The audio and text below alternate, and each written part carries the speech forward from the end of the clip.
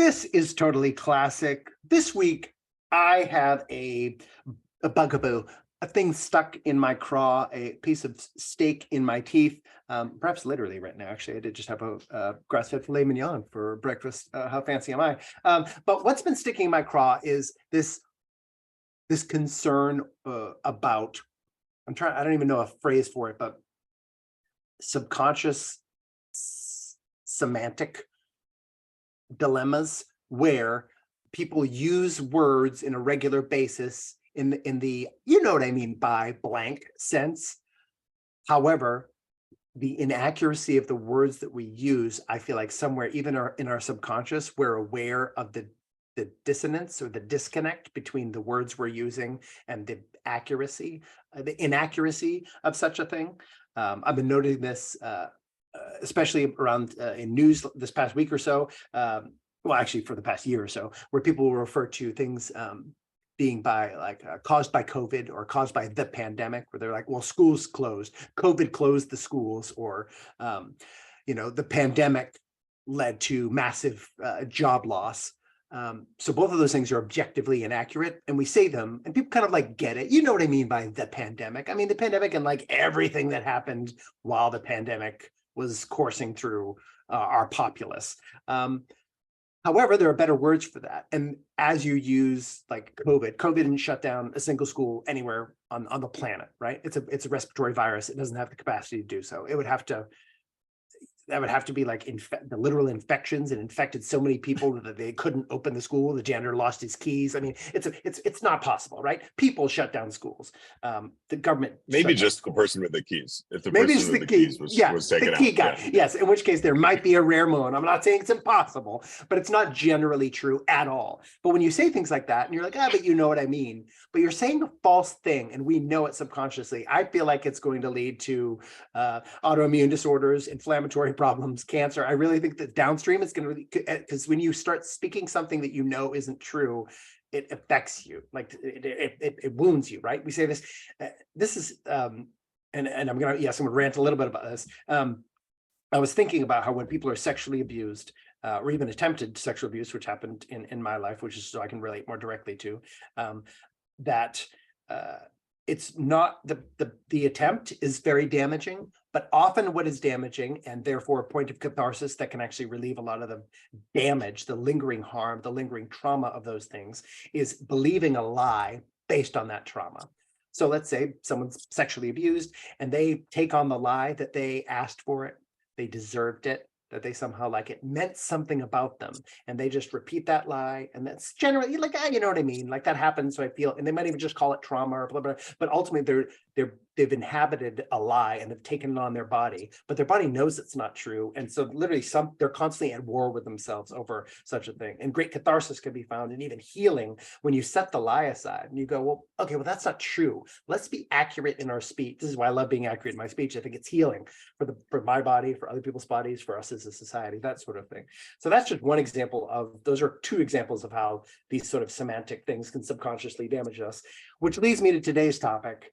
Are Republicans the new liberals? And I say all that because a lot of our conversation today, I think will initially at least will rotate around what does liberal mean, and have we been using the word almost in cross purposes for a long time, which I think is a cognitive dissonance that we kind of have dwelt in, at least for most of my my life. So that's the question. I need to be quiet for a little bit because that was a long intro. My name is Brendan McNamara, and I'm talking with my friend Andy Swindler. Woohoo! Oh, that was a sloppy overlap. Do it again. My name is Brendan McNamara, and that, my friend, is Andy Swindler. Yeah, there we go. So that's the question. Now, generally, I think Andy and I guess I'm a registered independent. I don't know what you're registered as, Andy, in terms of like people who could prove our identity markers. But lately I've been exploring the idea of voting for a Republican president for the first time. I think Ron DeSantis is an interesting person, largely because of his work during the pandemic. I have a mixed thoughts about his record since, but I'm exploring it, so I could sort of stand in as a a Republican in this instance, even though I'm not such. And I was going to make Andy, if he wasn't already, stand in sort of as a Democrat in terms of whatever semi-oppositional forces we may somewhat preoccupy as we seek common ground in the middle. Well, this is as good a time as any to announce my political candidacy.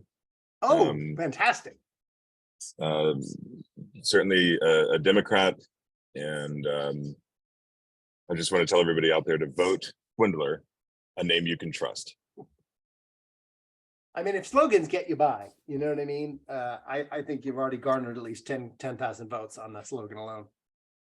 I'm pretty sure that's the essence of our entire podcast here, which is that slogans, aka headlines, yes, are what I tend to represent in the world, whereas you're the deeper dive in terms of how we approach research.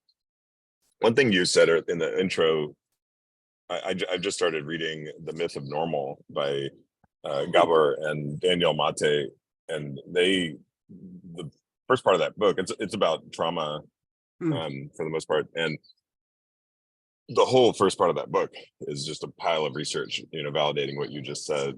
One thing they bring up is the correlation between being nice. Brene Brown talks about this, being nice versus kind. Lots of people do, but whereas kind is more honest and maybe harder. I'm in this growth myself, where I'm much more prone to be nice because I want to be amiable and I want to be liked and all that. Yep. But they were saying there's a direct correlation with diseases, to the point where they mentioned a few different ones, but particularly ALS. They were saying that the nurses who take care of those patients, it's just like common knowledge. They can predict what disease somebody has based on how nice the patient was. Wow. And I'm like, so yeah, I mean, you mentioned it in a slightly different way, but this idea that when we're not honest with ourselves or each other, that there's a tendency for that energy to get stuck in us and actually manifest physically as disease or other symptoms. Yeah, and my proposal is really, if we can, because I love words so much, I think words are healing, and true words are healing. That if we can solve, so, and I know it seems silly to some people. I've had encounters with people where like, this is and we've heard this. I've heard this my whole life. That's just semantics. And I was like, how is that remotely a dismissal? Like, semantics are literally how we understand what the words mean that we're speaking to each other. I think if we can solve semantic issues, we can, especially as we speak them, and therefore we can speak more truthfully, having a better understanding of what our words mean, then we can actually start clearing. It's not going to heal the world, make it a better place immediately, but it's one little piece. It's just healing one tiny Lego brick in the wall, but I think it can heal a whole section, because I do think semantics are, language as human beings is foundational. So it's like it's healing some bricks on the lowest level of your Lego Eiffel Tower. So I think if we can get clear on those things, then we can move clear, we can speak clear, we can receive more clearly. Because I think some of this dissonance of these misunderstandings, especially around liberal, I've noticed, because it relates to our political infighting, which I think is as nasty in this past like 5 to 10 years as I've ever seen it in my life. Maybe I'm just paying more attention to it. I know it's been way nastier in the deep past or whatever. Jefferson and Adams, I've listened to some of the things Jefferson said about Adams, and I was like, okay, those are insults worse than I've heard any politician levy in my lifetime. But I still think that there's a tension, and it's a rising tension. And I think some of that has to do with this discord within ourselves, because we don't feel like we are reasoning clearly, speaking clearly, being heard clearly, being reasoned with clearly, and so we feel unsettled. And I think some of that is around this word liberal, and because I think also liberalism is like a foundational principle or set of principles by which our society in the United States is governed, maybe even the Western world entire, maybe even to a degree the world entire, that I think it's part of what's making us so like voracious and vicious and prone to the tendency of othering, which I see as potentially cataclysmic. And so as many places as we can to like reduce that, I would like that to happen. And I'd like to say, as to this proposal, my concept is not are Republicans the new liberals, meaning Democrats are not liberal anymore. What I'm speaking of is what is it? A measurement of degrees, meaning are Republicans significantly more liberal than Democrats currently? And my pre-proposal is that yes, indeed, it seems quite obvious that they are. But that doesn't mean, of course, that, again, I don't want to descend into othering, where it's just like, well, they hate liberalism, and that's not at all what's being proposed. Because I think liberal values are part and parcel of our entire system. So it's again, it's just a matter of degrees, essentially. Nice nuance. Nuance. Oh, how dare you! I'm trying to get spicy if we're gonna. I like it. No, I know. If we're gonna talk about politics. No, I know you don't want to be nice. I'm gonna use all the unsafe words. Yep, throwing nice right out the window. I think bringing a little bit of context in here, personally, for me anyway, might be valuable. Especially with what you framed as, me potentially playing the Democrat in this conversation. Sure. And that's true, certainly in the sense of what I inherited. So more than once on this show, I've used our conversation to really evaluate what I inherited. Particularly our abortion conversation comes to mind. Conversations, I should say. And in this case, oh my gosh, like I am a multi-generation inheritance of card-carrying Democrats. I mean, going back at least 2 generations to my grandparents that I knew, maybe more. Although there might have been a flip, because my great grandfather on my mom's side was, I think, a Methodist minister, and I think my grandma was very much like a rebellion to that in some ways. So who knows? I'm not sure, but also, I know we're going to get into this a little bit. The party's flipped in the arguably in the mid 20th century, so that's another dimension there. But for me, I, especially through our conversations, would like to consider myself more independent. I think in many issues I'm probably pretty centrist, and yet when it comes to voting, and if I have to pick one of those boxes, here in Chicago, for which even this, well, I guess I'm talking about the primary votes, right, where you actually have to pick a party to even participate. Which in a way, like, I don't know why that feels strange to me, like to ever have to pick a party to sort of participate in how the, who's going to get in, so the whole, I think you and I are both seem to be pretty anti this staunch binary political. This is so incredibly limited and obviously deeply monetized and corrupted. Here more than anywhere. I mean, the length of our election cycles, and I could go on and on. But at the end of the day, like when I'm faced with that decision, I'm going to choose Democrat every time, and that's probably still a bit more of my conditioning and upbringing. Really understanding what's in front of me. And I think through our conversations and a variety of others, it's helped me realize the sad reality that, I mean, I was raised in a way where it was just like the easy answer. It was like, the Democrats are the good guys. That's who you vote. That's who you vote for.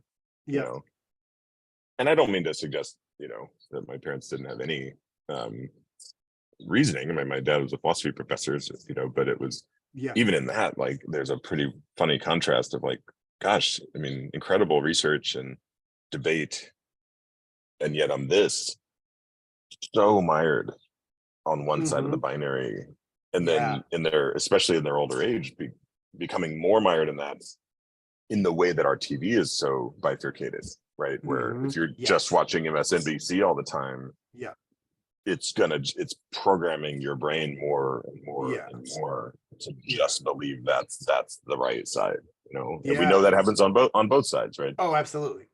Yeah, no, the Fox News effect, the CNN. Oh, this is interesting. I just want to say this for the viewers. I got into media bias over the past 3 or 4 years because I was just like, why is this happening? This is like the way people report, like the thing you were talking about, where people report things very one-sided, where it very much is like you have a clear sense of who are the white hats and who are the black hats, who are the good guys, who are the bad guys.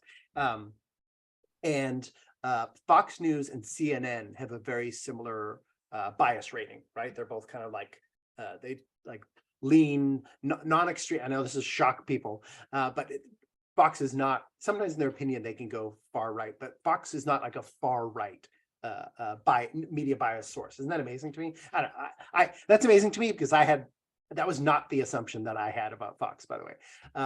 And then CNN and Fox have similar biases, and NBC, which you mentioned, is almost more like what's that other network, like OAN or America First or whatever. I mean, MSNBC is like far left in terms of media bias, in terms of ranked by multiple media bias sites or whatever. I'm just relying on the expertise of others and then obviously trying to validate it with my own experiences as well. But like, I just think that's fascinating, in that's how that we even have those sources now that are what are our semi-mainstream ones are notably biased to far degrees, and then even the secondary ones are like significantly biased. And I was looking this up this week, is every single network, ABC, NBC, CBS, are all left biased.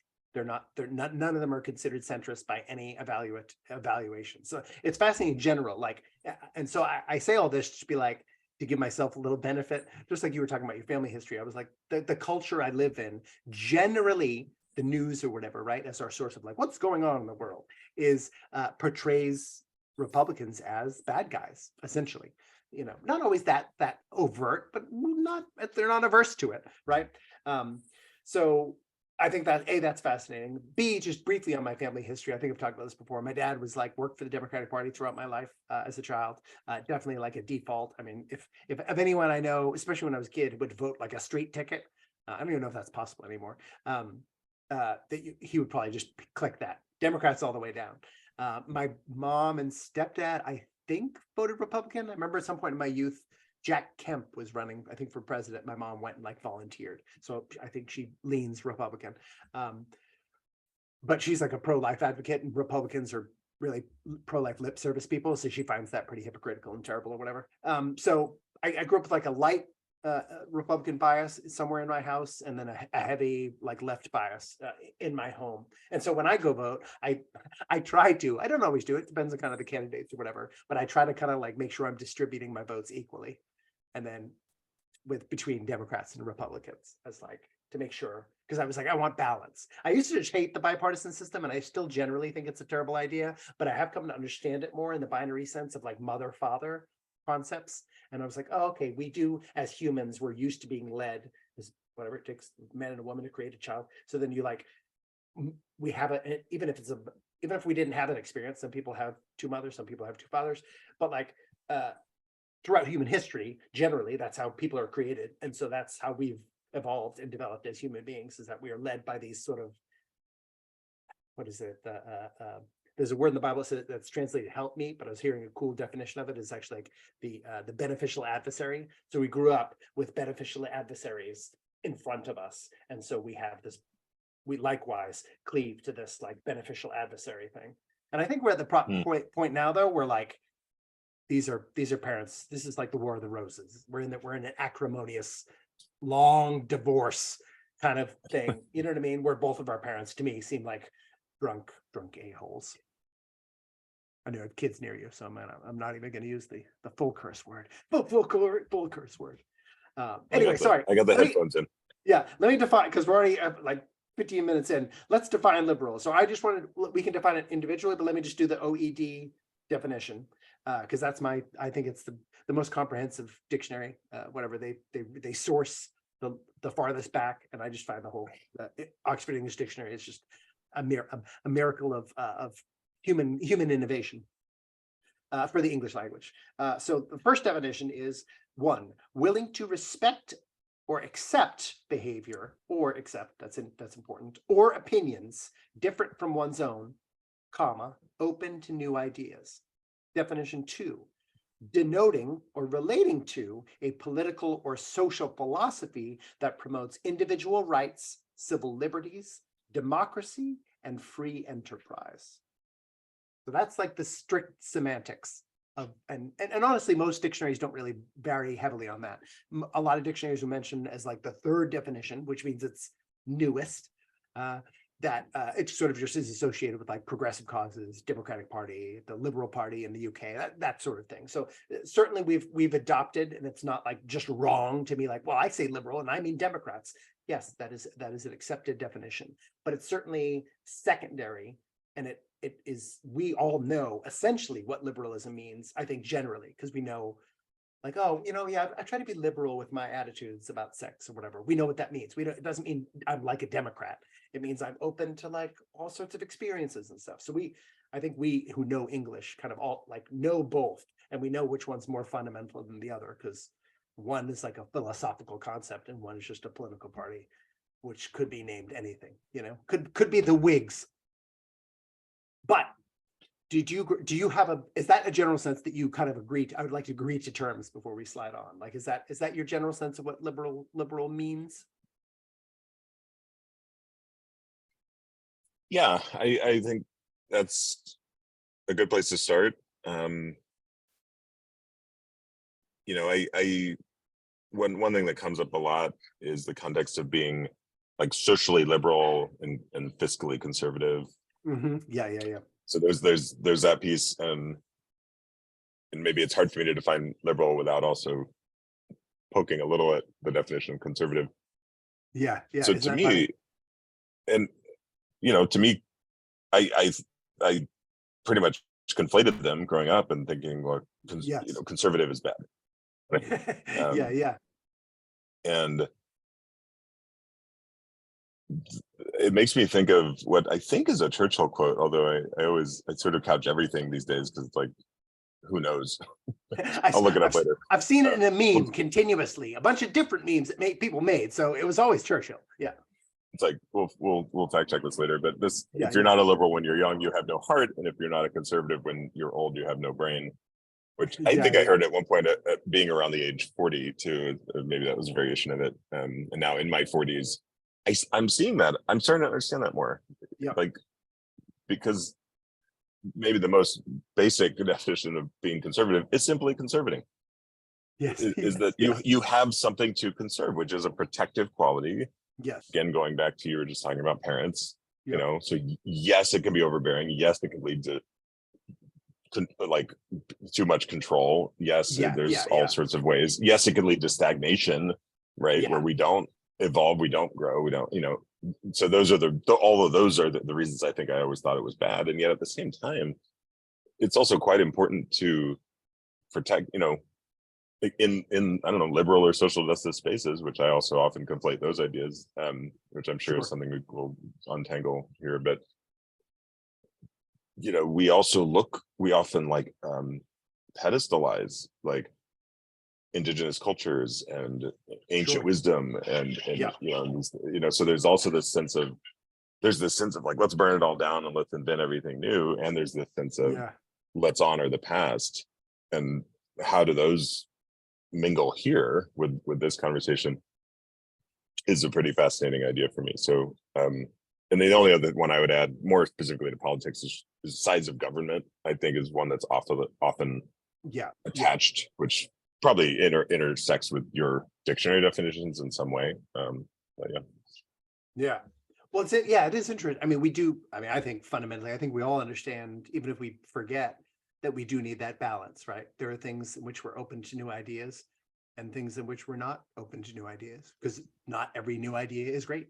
Some ideas suck. Some ideas, like you would entertain every new idea that sounds as good or better than an idea you already have, essentially, right? And you want to conserve things, right? You want to conserve your family. I think immigration actually is one of the best ways to look at this too. Like the idea of like, you need strong borders in order to be able to take care of the people who are in your house, quote unquote, right? You kind of can't take care of everyone, right? There's only so much room in a house, so many resources in a home.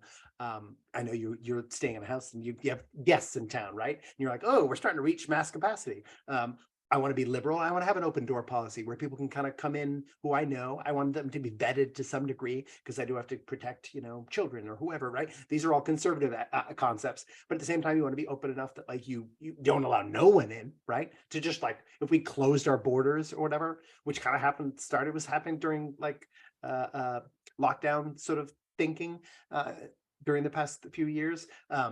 I was like, well, that's terrible. Like we were starting to block people who are legal immigrants weren't allowed to come in. Like whatever, the number one ranked tennis player in the world wasn't allowed to come to the United States of America for years. He was just like, no, even though he had reason to come and we had no reason to believe he had any malicious intent or, they were like, no, you can't come in. I was like, once you start shutting borders down completely, you're ruining your society because innovation is going to die.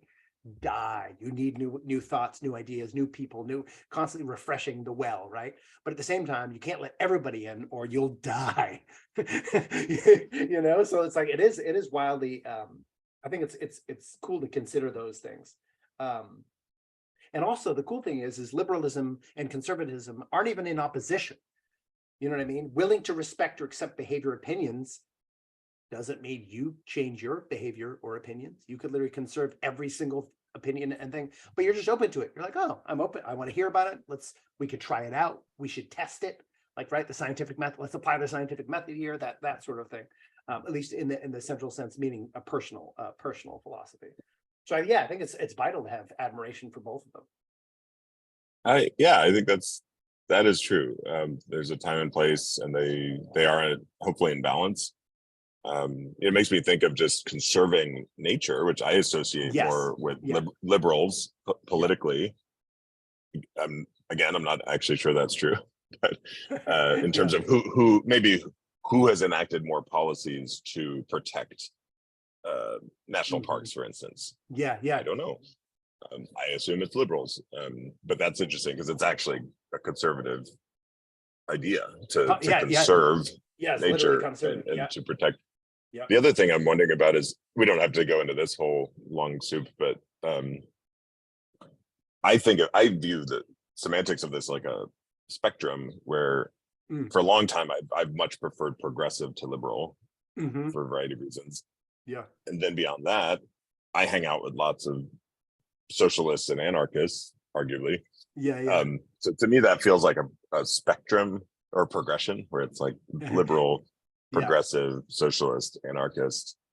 Whereas I would perhaps view anarchy as the ultimate expression of liberalism, where it's just like, oh no, we're just going to let the system, basically, it's chaos. I mean, we're going to let the system basically like sort itself out. Well, although still conservative of the anarchist principle, right?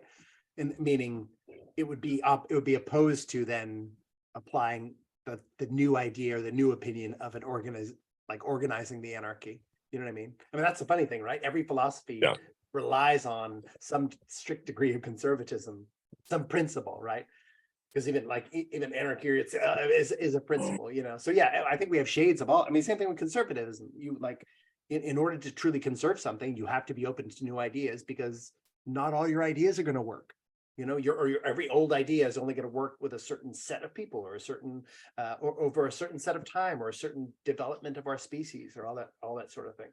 Yeah, that's funny to think about. I know I've been thinking about progressive too. I was like, oh, that was a crafty semantic grab. I think of most semantic usage, especially in political realms, as like savvy, like moves. I think they're very infrequently organic. That's my assumption anyway. And I was like, ooh, whoever grabbed progressive was smart because then it says progress. It has progress in it. So it means we're making progress. And I think it's based a little bit around the false idea that we're constantly evolving, like as a species or as people, where we're devolution or going backwards is also certainly an option. With any new idea, you can literally and that's the conservative principle, is to go, wait, let's not get worse than how we were. We don't want to do that, or we don't want to, we don't want to go backwards. I also think it's funny too, when you have concepts of progressivism that have like retrogressive concepts, right? Old concepts, right? We've talked about this with gender or whatever, like really old ideas about gender. So it's bringing up old ideas and then applying it in a new way. Now that's how innovation happens too. I'm not saying that's like principally foolish or anything like that, but it's fascinating. But I don't even know where the conservative, I think this is a false impression. I don't even know what the continuance is on the conservative side of that spectrum. You know what I mean? Like if liberalism, I think, is something that both Democrats and Republicans share. I think as a defining principle. Maybe we can move into that next. I think both Republicans and Democrats are operating on liberal principles, because I think these principles that I just described are explicit in our Constitution and fundamental to our sense of self, or who we are as citizens or human beings on the planet. And I was like, I don't even know then where it goes in the conservative side. You know what I mean? I think I have this weird sense of like, it goes conservative and then they just stop everything. But that's not really accurate either. There's like a conservatism, and then maybe even like a retrogression, or then an originalist, where it's like we have to go way back, like the concept of we're not just conserving, we need to go way back. You know, even listen, this is some of the why you could contend that MAGA and like Make America Great Again as a even more than conservative concept, because it's saying let's go back to this and try to figure it out by that basis. What's fascinating, of course, is the rise of progressivism, especially as related to like gender, these like antiquated concepts of gender roles, is around the same time as people are saying, let's make America like the 1950s. And then meanwhile, a bunch of progressives are saying, let's consider the world like the 1950s did. So anyway, I just found that endlessly fascinating, that kind of happened concurrently. So there's something to it, actually, which means we need to look to the past. The same thing you're talking about, right? Maybe recent past, maybe ancient past, where I can't even tell you how many people have gotten into the people I know who have gotten into like the Stoics and Stoicism in the classic sense, like in the past 10 years. I mean, just dozens, mostly men, but dozens and dozens of people are like, because whatever we're doing right now, I think everyone would agree, it's not entirely working. Some of these I hope we could all agree on that. Yeah, I would hope so too. Yeah, I hope. What one tiny semantic thing you just reminded me of was I remember hearing George W. do this decent amount, where the Democrat Party, and there was I'm sure there was some training or something around avoiding calling it the Democratic Party. Yeah, it's such an advantage. That implied like, oh, they're the Democratic, because that's the basis of our republic.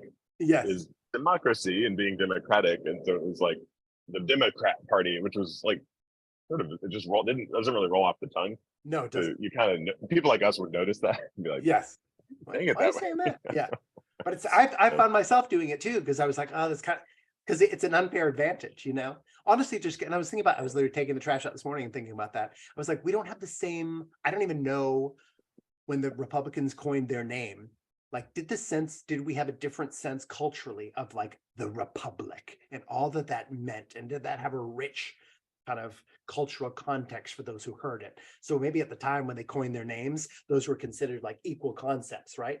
Here's democratic, meaning like of the people, republic, meaning like the strength of our unity. And it's like, oh, our unity is important, but the people, individual people too, are also important, But like republic like means almost nothing to me. I mean, I know what it means, but it doesn't like mean something to me. It doesn't resonate and give me some sort of sense of truth or myself or whatever. So in some ways, I think it's hilarious, because again, if they are the conservative party, they have this like old school name that doesn't really mean as much anymore. And it's kind of, but it's too late to change. Well, they sort of my nature is probably not to ever get around to this, but yeah, I'm so curious to go back, because a headline version anyway, that the Democratic Party evolved from the Jeffersonian Republican or Democratic-Republican Party, organized by Jefferson and Madison in opposition to the Federalist Party. So they were basically, the names were merged and hyphenated at one point. It's fascinating, right? So they already divorced. I feel like they're trying to divorce again. Yeah. Right. Yeah, they had equal standing. I know. Well, Federalist is still kind of a popular thing too, I think. Not only just because of the musical Hamilton, but I think as a conservative, I would say like an even deep conservative, whatever that is, like a retro conservative movement, like federalism or the Federalists is still sort of used as a marker, as like an identity marker, which I think is sort of fascinating. So wait, let's get to the actual question. This is really even just like talking about why this question is important, I suppose. So my contention is, especially in the past 3 years, that Republicans have become more liberal than Democrats by a wide margin. Meaning both are still, I think the Libertarian Party is the most like in terms of our popular, like various and sundry popular parties in this country, is the most like obviously liberal, where they're just like be so open that the government should be as small as humanly possible and really not even hardly involved in adjudicating which ideas are good or not, but the sort of the marketplace of humanity. The democratic aspect, even more so than the republic aspect, is key. But just looking at the fact that it's, like it or not, we do have like really two big teams in our system, to the point where people falsely think they have to kind of pick one or the other. I mean, it's just an abject falsehood. And again, my advocacy right now is that we could have a bloodless revolution, even just in a presidential election, y'all. Let's not elect a Democrat or a Republican this next time. And I think it would fundamentally change our society for the better. It'd be very chaotic for a little while, because it would hurt people's sort of sense of ego, but it's not a real identity. Like having a party affiliation, it's not a real identity. It's malarkey. It's just a thing. It's like being a Celtics fan. Yes, I love the Celtics. Yes, I have a Larry Bird jersey. Yes, I watched them as a child. It means something to me in a nostalgic sense. But if it goes away, like if the Celtics all of a sudden like move to another town, like it would hurt me. I'd be sad about it. I have all sorts of reactions to it, but it doesn't really matter. Like it doesn't matter in terms of like societal cohesion. You know, that's why I look at the two parties. Ultimately, it's like sports or cola wars, Pepsi or Coke. You know. I love that, by the way.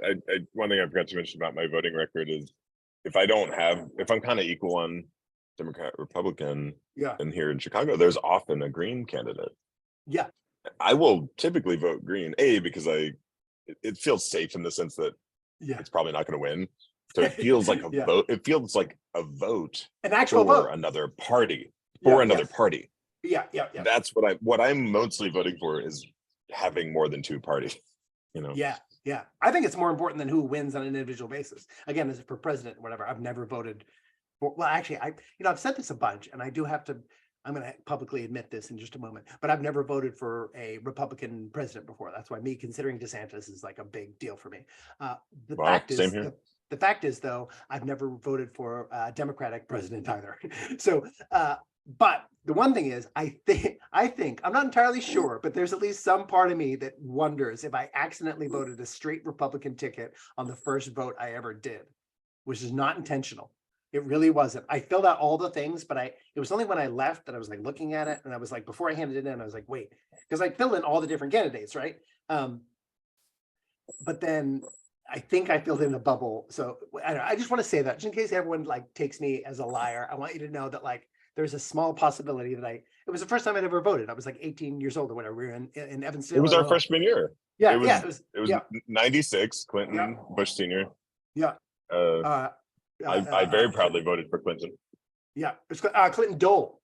Clinton Dole, the guy with the hand. Oh, Clinton Dole. That's right. Yeah. And so I was like, I may have inadvertently voted for Bob Dole, or actually, I might have intentionally voted for Bob Dole. I don't remember. But then I certainly didn't mean to vote all Republicans for everything. So yes, my 18th. I don't know. It's a new thing to me. I didn't have any experience. I literally standing in line. I like looked at how to do it. The internet was a young thing, guys. I didn't even think to look online on how to like vote and make sure you do it right or whatever. I've practiced long enough. Bush Senior was 92. Was that when he? Yeah, I think that was his second term. Upset his second term, and then Dole was 96. Yeah, got it. Yeah. Anyway, so I just want to. I need to say that. Say that. Wow. Out loud for history. I receive your public admission. Yeah, I might have. I don't. I mean, I truly don't know. So, anyway, can we look that up? Is it? I know. Is that public record? Like, I've always wondered that. Can you look up someone's voting record? I'm assuming it's not, but I could be incorrect. I always thought it was meant to be semi-private or whatever.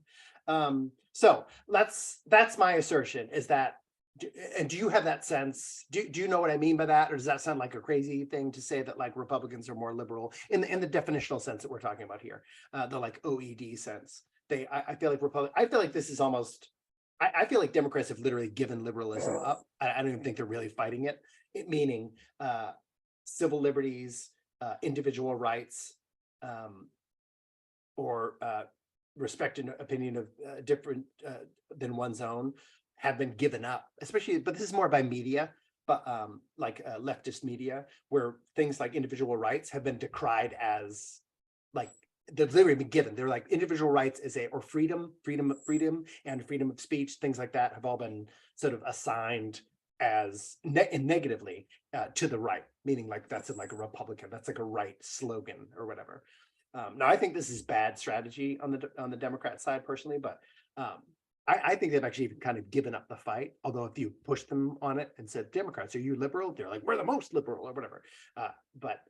So to me, it's not a surprising thing to say. But when I say this to some people, they're like, I have had conversations with people where they were incredulous that I would even make such a claim. I'm struggling with it, which is why I'm intrigued by this conversation. Yeah. And this I'm sure is my largely informed by a media bias, even though I don't really watch mainstream news anymore. But yeah, the first one, I just want to take them one at a time. Willing to respect or accept behavior or opinions different from one's own, open to new ideas. I don't perceive Republicans in that way. Oh, interesting. And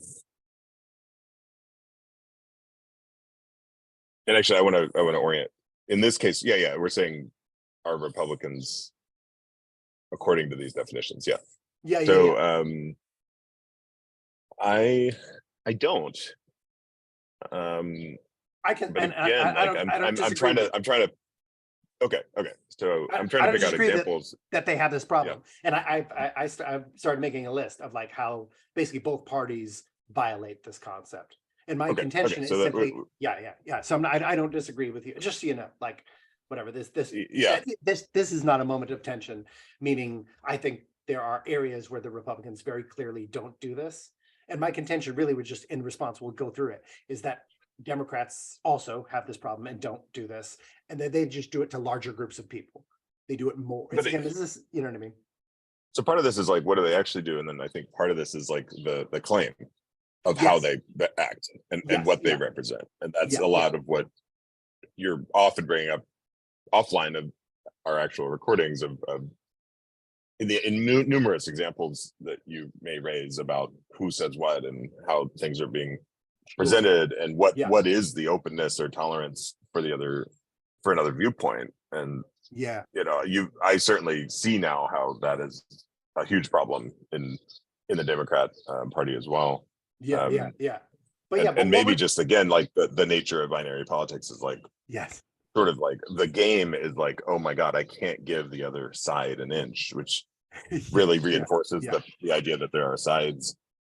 The other part briefly, again, like I think it's so deep in me that the Democrats and the liberals, see there I am even conflating those, right, are the ones, civil liberties, democracy, those stand out in particular. Individual rights and free enterprise seem a little less clear to me as conceptually related to Democrats specifically, but anyway, I'll pause there. I know you want to. No, let's willing to respect or accept. So like, give me some examples, because there are examples. And if you can't think of any, I have examples of like Republicans not like openly not respecting or accepting behavior or opinions different from one's own. For better or worse, Tucker Carlson has come just almost everything I've ever heard him say is seems basically fundamentally disrespectful and not accepting of anything outside of the veil. And I guess I associate him as a Republican. He's not a political figure, but he's a pundit.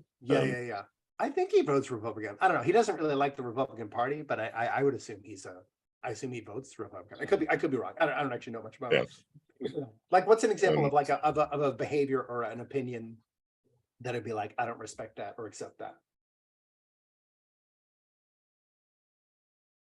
I should have done my homework.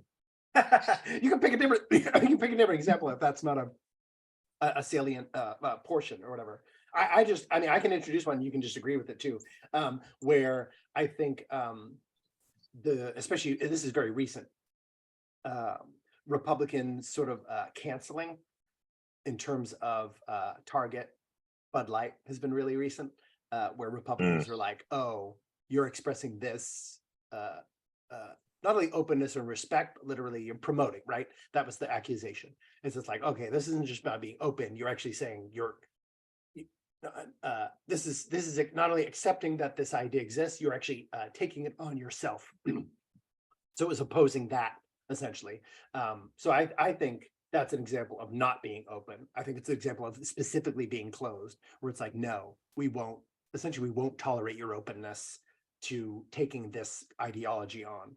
And they did it with Target over, I guess, like, where the accusation was like chest binders and tucking garments for children. They already had it for adults, but they started doing it for kids, and that they had Pride gear in previous years, but then this year they started doing Pride gear for kids. So kids is, I mean, kids in general, like, seems to be the flashpoint over the past couple of years, or even just the last year or so. It's like, once kids are, same thing, drag shows, right? Once it was Kids Story Hour, all of a sudden drag shows were a problem. Drag shows have been around since human beings have been around, and certainly in our country. But once kids are involved, all of a sudden it changed everything, right? So Republicans, I think, like in the cancel attempt of organizing boycotts of Target and Bud Light over the Dylan Mulvaney, is that his name? I can't remember. Whatever the YouTube person having like a sponsorship, or even just some sort of association. So I think that's an example of like that's certainly not accepting opinions, where there's like, I don't accept it, whereas like I won't even interact with you. So I think that would be an intolerance or an anti-liberal maneuver. But yeah, better example. Well, yeah, I was just I like to give them crap, but see, but let me just, this is unfair because this is how I gild it. You know, I'm gilding this. My counter example would be like Democrat canceling has been like a misgender laws or misgendering censorship, just taking around the same concept, right? The same new idea, where misgendering laws are, and there's some in the United States now too, where if you have the idea or opinion that this other opinion is not correct, and you state it out loud, that you can be fined or go to jail. So to me, I was like, oh, those are similar. And maybe I picked like a crappy, maybe there's better ones that Republicans also do this or whatever. We can kind of back and forth and kind of figure it all out. But I was like, so the Democrat one is just worse, because it leads to like literally like fining, and we've seen it overseas too. So it's probably coming here at some point in different states, of like imprisoning people for expressing an opinion that you don't accept, to the point where they have to be punished for having that opinion. Yeah, that's one you and I have obviously discussed pretty thoroughly, and I think as a broader concept of gender have disagreements about. However, this is an area where, yeah, I think it takes it too far to imprison somebody, yeah, for not ascribing to what I hold as, I don't know, a more polite or just way to treat a human being and sort of honor the way they want to be addressed. And yet, yeah, I don't, to me, it's just really taking it a step too far to think about imprisoning somebody. And that also attaches to my general ideology that we're not going to really grow as a species by just having punitive measures like that. Like, that's not really the way we're going to actually evolve to whatever state where we might actually get along in that way. Yeah. I think another Republican example, unless you have one, is how they've been. Honestly, I'm not joining. I know for people who are conservative, they'll be like, "That's just not true." Yes, the way the media has been reporting this is so inaccurate as to be honestly comedic. It's satirical. It's not real. But Republican censorship, making book bans much easier. There has been literal legislation that Republicans have put in place, making challenges of books by the populace much easier to do. Now, in the media, it's being represented as though Republicans are running around banning books, which is just absolutely not the case. Almost literally, the majority of the challenges are literally the top number one book, which I think is My Color is Blue or something like that. I don't know. Anyway, there's like genderqueer and My Color, My Something is Blue. It's been like the same bunch of books for the past 5 or 6 years, but Republicans have been open to that in a way that I don't like personally. So that's why I'm willing to call them out on it, of kind of making that easier and making it easier for people to just express their anti-liberal, I'm not open to this idea. And then therefore that thing gets never banned, I guess. There have been no books banned in any of these things, but they get moved or whatever. They get moved to like the middle school shelf, or they get taken out of the school. You can still buy them on Amazon or whatever, but they're so no one's banning anything. But still, Yeah, I like the way I you. find an anti-liberal tendency. I feel like I like the way you worded that, like making book bans much easier, which probably is hopefully the extent of legislative power to begin with, Yes. is sort of what are the rules of engagement, what's possible, and then most of those decisions are made much more locally. And this reminds me, I'll be brief. There's a group I re-engaged with this week. For reasons not worth explaining, for the last year, I haven't been able to meet with this group, and I love these people. They're my anti-racism home base for many years. We've traveled together, all kinds of things. And you know, thank you and F you for complicating everything. And for really I have developed an impatience, borderline intolerance for being in groups that I think are certainly unquestionably wanting to do good in the world, and are really open. It is a kind of group where I feel like multiple views would be very respected and brought in. Great. Yeah, it's awesome. And I still don't quite have the confidence to test that enough. So in this case, when I re-engage, I hadn't been in this particular meeting for, like I said, a year. Yeah. Right. And the whole meeting started with like, hey, what does everybody think of this NAACP, announcement that Florida, that, I don't know if it was a travel ban or just this advisory, travel advisory. Yeah. It's so dangerous. Yeah. I mean, they don't have the power to ban, but yeah, exactly. And then just hearing so many of these talking points just parroted in a way that I'm sure I have for many years, of just, that this that Florida is a dangerous place for Black people, and then it kind of, everything else tends to spill out, and then it's and they're banning books, and they're anti-LGBTQ, and it's just sort of this string of talking points, which any one of which, sure, let's pick it apart, let's talk about it, let's see what's really going on there. But I don't know, I through this, I guess, I want to actually develop more courage and confidence to poke that a bit, and I don't know that I'm quite there yet, especially not in kind of the first re-engagement. Hi guys, what are you talking about? But anyway, it felt relevant. Like, you just reminded me of that, and I have to assume most of those people vote Democrats.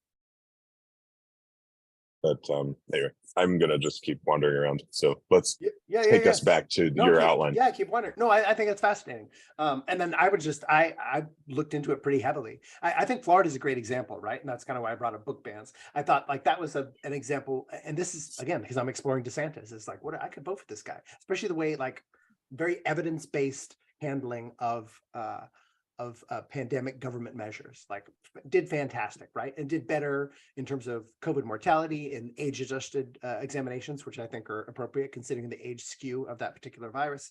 Did better than California or whatever, which was super authoritarian, went the opposite direction of like very anti-evidence. Is anti-evidence to the point they now have legislation in place where if you contradict that which like a government-appointed board of doctors says is the consensus, then you can have your license taken away. So they have gone full.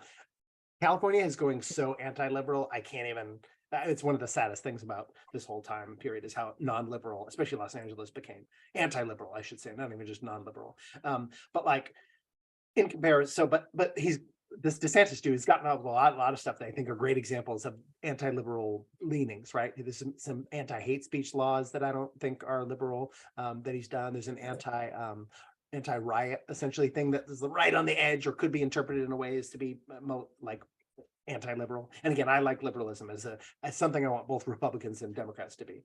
An example, though, of democratic censorship. And again, these are undue comparisons. So you're welcome to point out, like, a better comparison would be this other thing. It's a bigger deal. Democrat censorship, we've, through the Twitter files and the Attorney General of Missouri's suit against the Biden administration, we've seen, and there's proof beyond proof of an aggressive, exhaustive censorship campaign online, fostered by almost exclusively, not entirely, but majority of Democrats in terms of online publishing in social media, right? Social media, like Twitter, is a self-publishing site.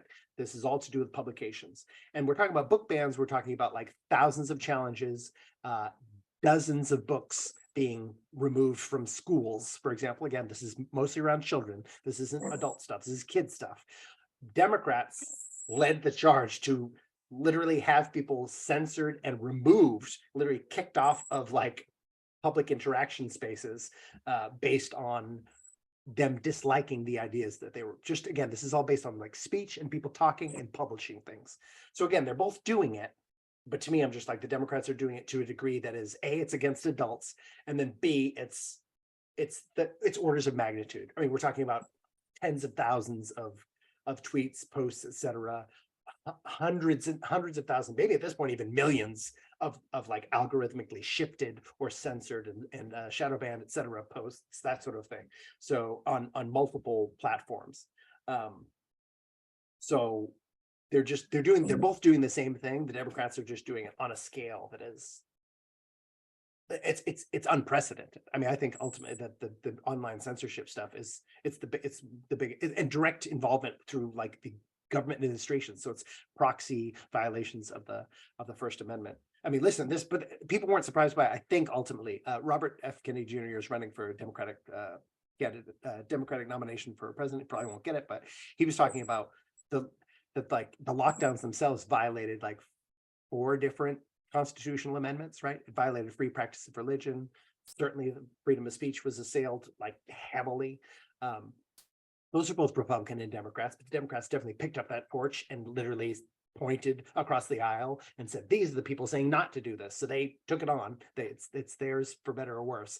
But anyway, it violated multiple constitutional sort of civil liberties, essentially. And again, the lockdowns, whatever the Neil Gorsuch, Supreme Court Justice, called the pandemic response the greatest civil liberties violation in peacetime U.S. history.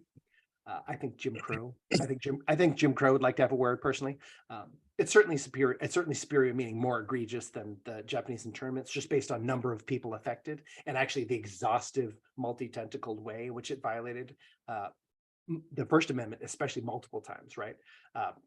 Anytime you close one church, you're already violating free practice of religion. They're like, well, you can do it at home. You're like, well, that's not really what that means, whatever. And especially since but again, I have a bias of considering the Constitution as a sort of foundational document for what sort of civil liberties are most important to our society. And I would say in general, Democrats have shown a much more open opposition on grand scale, having locked down most of the country to violating civil liberties. Kind of if they just decreed it in a conservative sense, hilariously, that they were like, no, we need to conserve. But that violation was just orders of magnitude larger. Again, this is why I generally have this thesis now. And as we've talked at length, and what led to this podcast, even, yeah, I think at some point you agreed that, if it was just objectively, unequivocally true that all humans were in mortal danger. Yeah. Then yes, perhaps some of these. Yeah. But we were so far from having that proof, and I think please correct me if I'm wrong, but you were like, okay, maybe we take a week or two, just or even check, to kind of like pause and check. Yeah, we're freaking out. The multi-months, multi-years, everything that kind of expanded beyond that. Yeah, years. And it should never been. I mean, and you just don't enforce it. If liberalism, it's a decidedly anti-liberal concept, fundamentally, because you're saying this my way or you're fined. and then and listen, and accelerate all the point. And I think this is to me, this is the whammy. So I'll just go ahead and get to it now because we're drawing low on time. But when only Democratic mayors, governors, etc., enacted like citywide segregation against those who had different ideas, where it said then if you had a different idea about how to function, how to build immunity, et cetera, even though these ideas were fundamentally, for some, not for all, but for many, were fundamentally actually just more apparent, more accurate, all that sort of thing, then like at that point, that was a complete abandonment of civil liberties as a premise of concern. So you literally said, like, since we disagree with you, your new ideas so much that you cannot participate in society. You couldn't walk into a courtroom. You couldn't. So habeas corpus was, you know what I mean? The right to a trial was actually withheld.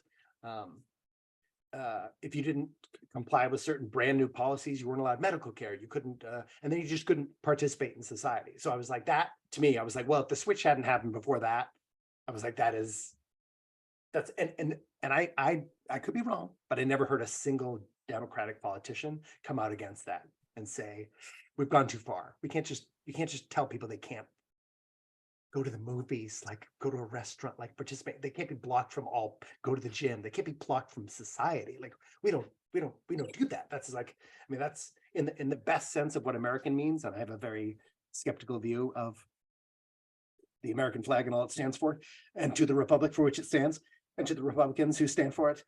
However, I was like, it's un-American in like in the best way of considering what American is, which again to me is centered around liberal principles, which may be my bailiwick. But that to me was like I was like, have the Republicans done anything remotely close to that?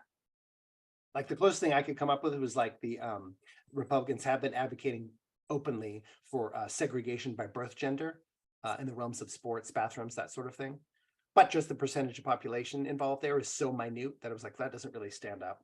And then as compared to like a vaccine status one, there may be a better example of like where Republicans are saying like, you can't even, but I just don't know of any example. Like I can't, like one I don't even know if he was Republican, but one Colorado baker was like, nope, we're not going to make a cake for you.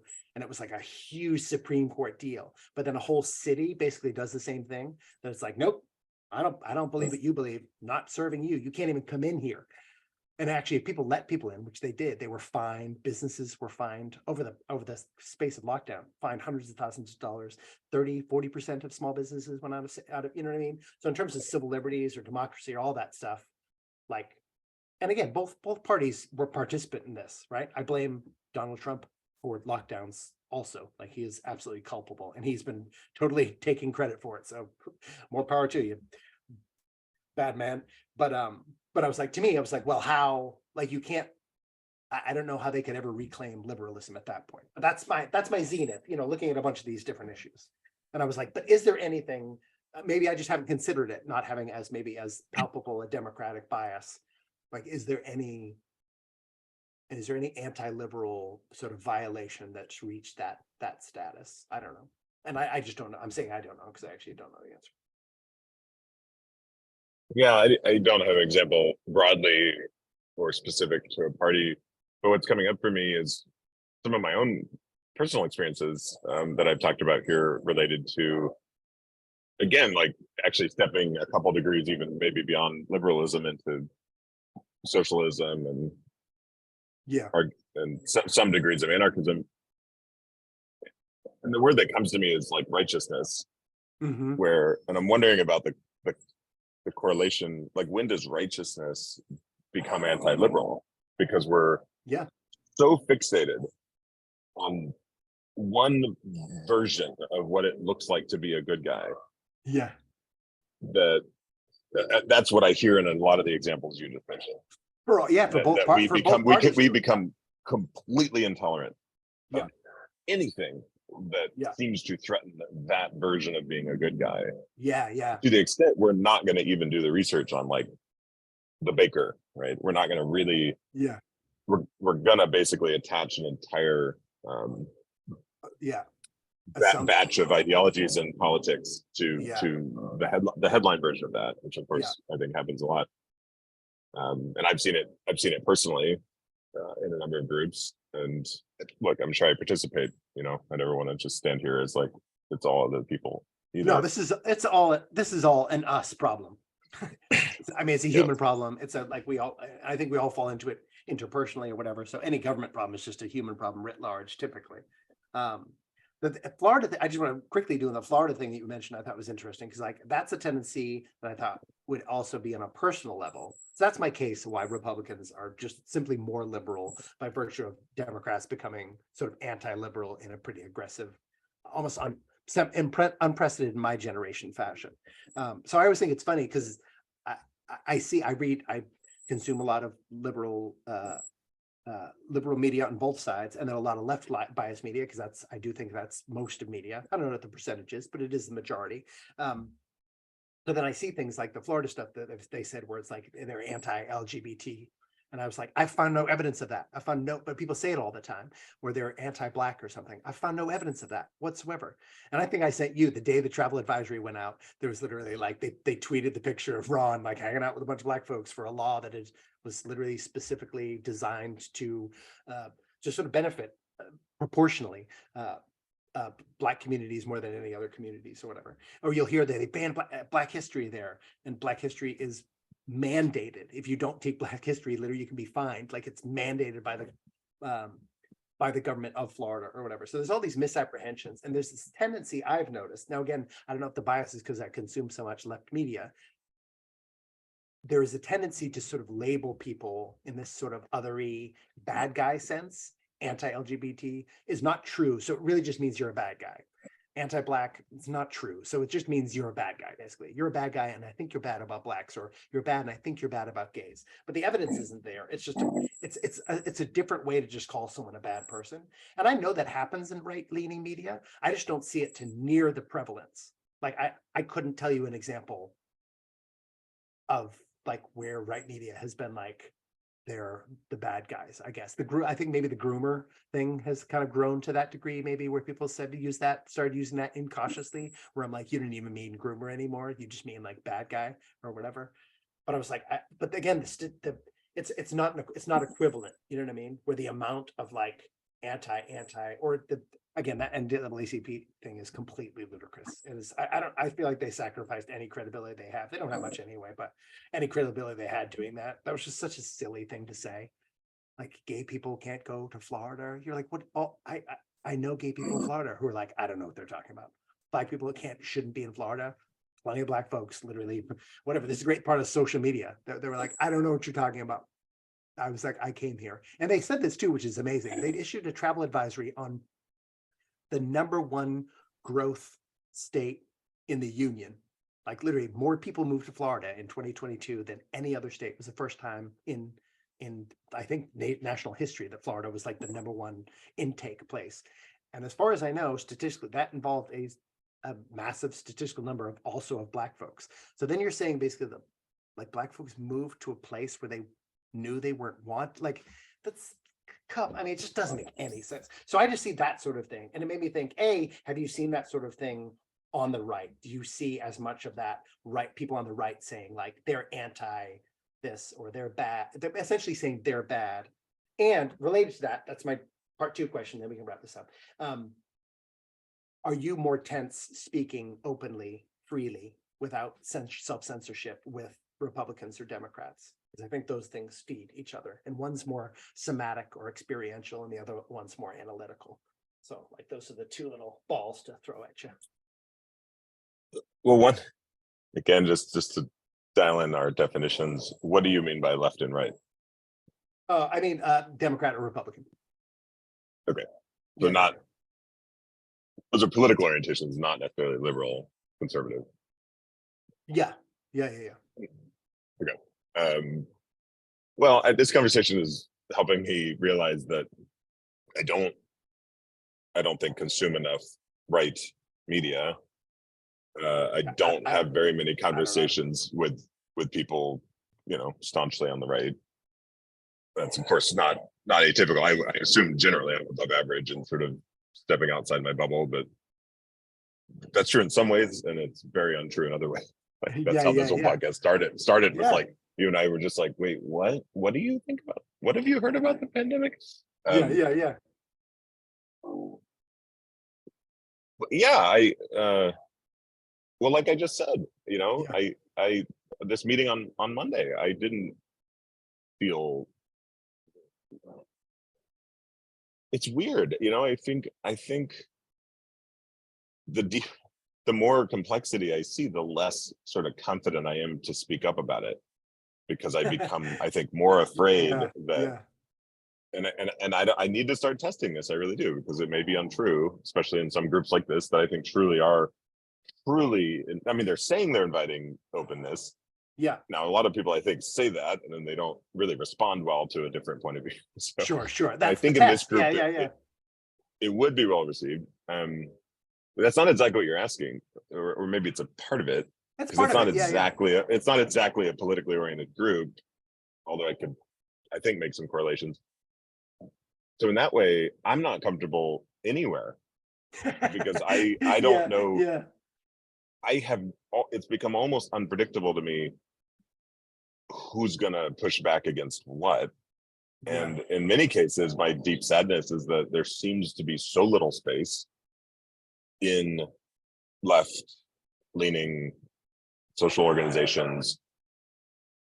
There seems to be so little space or tolerance for even asking some of these questions. That was so true, right? Yeah. In our multi-segmented abortion conversation, when Sure. I had people saying, like, why are you talking about this? Why are you giving this guy a platform? And I'm like, what do you mean? Like, what? Yeah. like, I don't like, understand of that. course we're talking about this. Yeah. um, Yeah. so Yeah. I'm gonna leave with that question, because that's a big one. Just, what does it mean to show up in integrity Yeah. in spaces where there's being an integrity, and then there's being courageous, and then there's being challenging, and then there's standing up for what I believe in. And there is truly a degree of protecting myself and my Yep. energy. And a lot of people would say that's related to privilege, and I think there's some truth to that. But that's what astonishes me, I guess, is, I wonder how much of this is a protective stance. Mm-hmm. The intolerance for, like, Conservative. It's hearing the other conservative. thing. Yeah. Exactly. It's an Yeah. incredibly conservative, protective stance Yeah. energetically. That's why I think they flipped. Which, Yeah. yeah. Right? It's a fact. I mean, listen, this is why I think this thing, some way I was like, I don't even know how good this question is, but like, as you, I was like, this might be real. This might be, I feel like the person with the wall full of things. I was like, this might be a big deal. Right? I mean, if ultimately, like, if the Democrats are actually more conservative now, ultimately, in the true sense of the word, and then if, like, Republicans are more liberal, I was like, people should know this. Like, if this is the case, I think it's a tenable, I don't know if it's a convincing thesis, but it's a tenable thesis with plenty of evidence. And I think evidence, this is maybe, I wanted to end on that point, because I think the experiential evidence that people know, I think, is the least relevant, but for many people, I think it'll be the most convincing. Because, and this is something I sort of hear in the media, I do consume.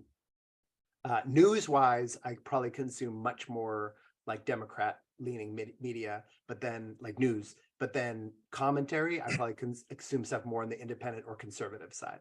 And this is something that Jordan Peterson was talking about, or whatever. He's like, no Democrats will come on my show. It's like, we've invited them. I've spoken to them personally, but he's like, people won't even talk to me. He's like, the reason I end up having so many Republicans or, like, right-leaning people on my show is because I'm inviting an equal amount. He's a liberal, so he's like, I've invited more left people. They've all said no, until RFK, I think, is going to be on his show or whatever. He's like, it's the first Democrat who said yes to me. He's like, but then I'll invite Republicans, and they'll talk to anyone. And that's been the thing over the past couple of years that I keep hearing repeated. I don't know if it's the case. Maybe you have someone who's listening has really intolerant Republican relatives. I don't know. I don't have those people. The Republican people in my family love to talk about everything and argue about everything. They're more like me. Whereas the Democrat people in my family kind of either don't really want to talk about stuff too much, or then they're just like, let's not talk about this. Let's talk about something else. Not even antagonistic, but just like, ugh, let's. Did you finish Ted Lasso? How great was the last episode? You know what I mean? They want to, like, talk about just, like, other stuff. Yeah, I haven't got there yet, so no spoilers. But But anyway, but I was like, but I think I think everyone should look at the evidence. I think on the grand scale, I think the citywide segregation really makes the case, along with all the other evidence, personally. But the interpersonal element, I think, is really, I want to keep examining it because I want to hear more people's experiences, so I can have a wider understanding of people's bodily functions in dealing with these sorts of things. But like a liberal person, which again, I think of it as a fundamentally good thing, would be open to hearing your idea. And if it's new to them, then that's the fundamental liberal concept. And if you in left-leaning or Democrat spaces find yourself self-censoring more than in the other space, to me, that would be implicit somatic proof that that's a less liberal space.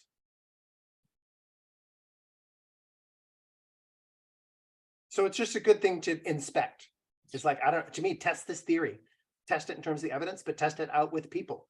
When you meet someone if you're a left person, you meet a right person, start talking with them about stuff. Are they open to it, or do they start calling you names? I've heard anecdotal incident of the latter behavior.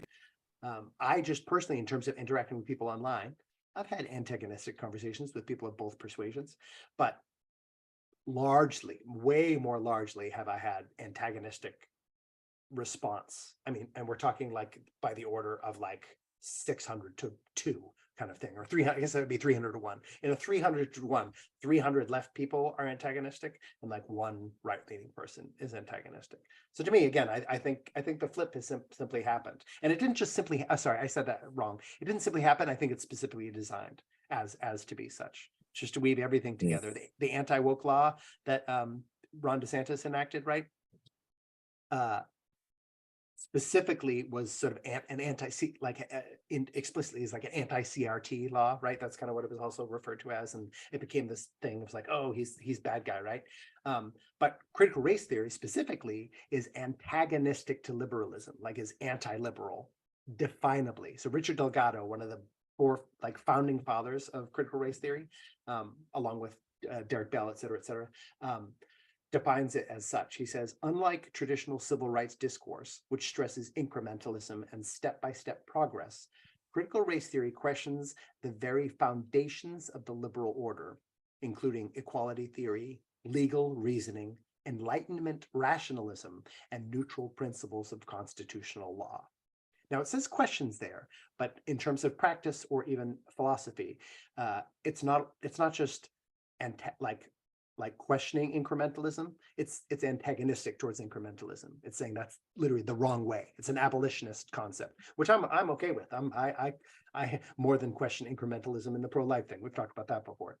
But this is a philosophically intentional move away from liberalism, or questioning it to the point where it's being abandoned intentionally. For example, then, because that's what happened, right? There was this sort of anti-liberal thing saying, we don't want these ideas here. But it turns out by being anti-CRT, you're anti-liberal. So it is a conservative instinct to preserve. This is amazing, right? So in that one act or whatever, that's a conservative instinct to conserve liberal principles, which themselves are partially in violation of liberal principles.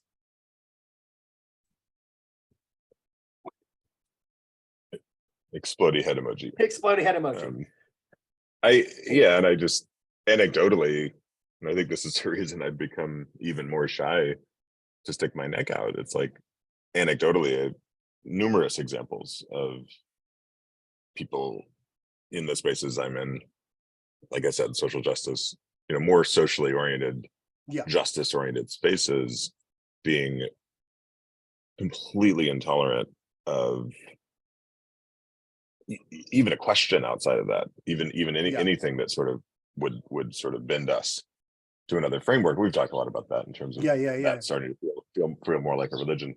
But you feel like we could have a whole episode on Jordan Peterson, and I don't know if it warrants that, but that is, I never mention his name.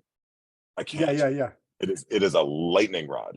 It's a complete distraction, total lightning rod. Yeah. And I get it. I almost feel like I should do some writing about this, because when I first encountered him, I had the same reaction. because I was mired in that same kind of attitude. And Yeah.